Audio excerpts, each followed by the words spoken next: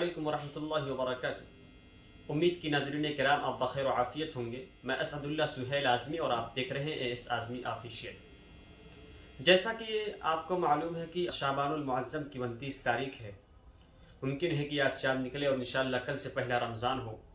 خلیجی ممالک کے اندر آج پہلا روزہ رکھا گیا ہے۔ انشاءاللہ امید ہے کہ ہمارے ہاں آج پہلی تراویح پڑھی جائے گی اور کل سے پہلا روزہ ہوگا۔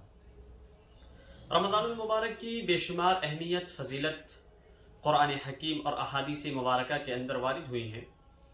اللہ کے حبیب جناب محمد رسول اللہ صلی اللہ علیہ وسلم نے فرمایا: اذا جاء رمضان فتحت ابواب الجنہ وغلقت ابواب النار وصفدت الشیاطین۔ جب رمضان کا مہینہ داخل ہوتا ہے تو جنت کے دروازے کھول دیے جاتے ہیں اور جہنم کے دروازے بند کر دیے جاتے ہیں اور جنات و شیاطین کو بیڑیوں میں جکڑ دیا جاتا ہے۔ اس سے پتہ چلتا ہے کہ رمضان المبارک کی کیا اہمیت ہے، کیا فضیلت ہے۔ رمضان المبارک کی جہاں بے شمار اہمیت و فضیلت احادیث کے اندر وارد ہوئی ہیں، ان میں سب سے اہم فضیلت جو قرآن حکیم کے مطالعے سے ہمیں اور آپ کو پتہ چلتی ہے، رمضان کی ایک فضیلت یہ اس میں روزہ رکھا جاتا ہے۔ روزہ یہ عربی زبان کا لفظ جو ہے الصوم کے معنی میں آتا ہے، روزہ جبکہ یہ فارسی زبان کا لفظ ہے، اور الصوم کا لغوی معنی ہوتا ہے رک جانا، بچ جانا، اور اصطلاح شریعت میں کہتے ہیں کہ مخصوص وقت میں مخصوص شرائط کے ساتھ مخصوص چیزوں سے رک جانے کا نام روزہ ہے۔ ظاہر سی بات ہے، عام دنوں میں ہمارے لیے کھانا پینا دوپہر کے وقت حلال تھا اور بہت ساری چیزیں حلال ہوتی ہیں، لیکن اب رمضان کے اندر جب ہم روزے کی حالت میں ہوتے ہیں وہ ہمارے لیے چیزیں کھانا پینا درست نہیں ہوتا، اور اگر ہمارے پاس بہت ساری چیزیں بھی ہوتی ہیں، ہم چھپ کر کھا سکتے ہیں، کسی کی نظر سے بچ کر کھا سکتے ہیں، لیکن ہمارے اور آپ کے پیش نظر اللہ تبارک و تعالیٰ کی رضا اور اس کی خوشنودی ہوتی ہے، جس کی وجہ سے ہم وہ ساری چیزیں ترک کر دیتے ہیں۔ روزے کو اللہ تبارک و تعالیٰ نے کیوں فرض کیا؟ قرآن حکیم میں اللہ تبارک و تعالیٰ نے فرمایا: یا ایھا الذین آمنوا کتب علیکم الصیام کما کتب علی الذین من قبلکم لعلکم تتقون۔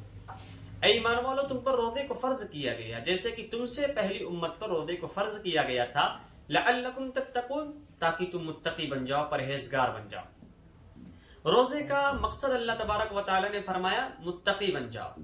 اب متقی کسے کہتے ہیں، اس کی الگ الگ تعریفیں کی جاتی ہیں۔ سمپل طور سے اب متقی یہ سمجھ لیجئے کہ گناہوں سے بچ جانا اور نیکی کی طرف مائل ہو جانا، نیکی کے کاموں میں شامل ہو جانا، یہی تقویٰ کی صفت ہے۔ مثال کے طور پر کوئی غلط چیز ہے جس کی طرف آپ کا دل راغب ہو رہا ہے اور کرنے کا آپ کا دل چاہ رہا ہے، لیکن آپ کے پیش نظر یہ ہے کہ اللہ تبارک و تعالیٰ اس سے ناراض ہوں گے، اب آپ اس چیز سے بچ جا رہے ہیں، یہی تقویٰ ہے۔ تو رمضان المبارک کے تعلق سے بے شمار فضیلتیں وارد ہوئی ہیں، میں مختصراً باتیں کرتا ہوں۔ اور روزے کے تعلق سے اللہ کے حبیب نے فرمایا کہ اللہ تبارک و تعالیٰ فرماتے ہیں الصوم لی وانا اجزی بہ، کہ روزہ میرے لیے، میں ہی اس کا بدلہ ہوں، اور کسی چیز کے تعلق سے اللہ تبارک و تعالیٰ نے یہ چیز نہیں فرمائی۔ اب اس سے آپ سمجھ سکتے ہیں کہ روزے کی کیا اہمیت و فضیلت ہے۔ یہ پارٹ 1 ہے، انشاءاللہ آگے بھی اس طرح کی ویڈیو آپ کے سامنے آتی رہے گی۔ السلام علیکم۔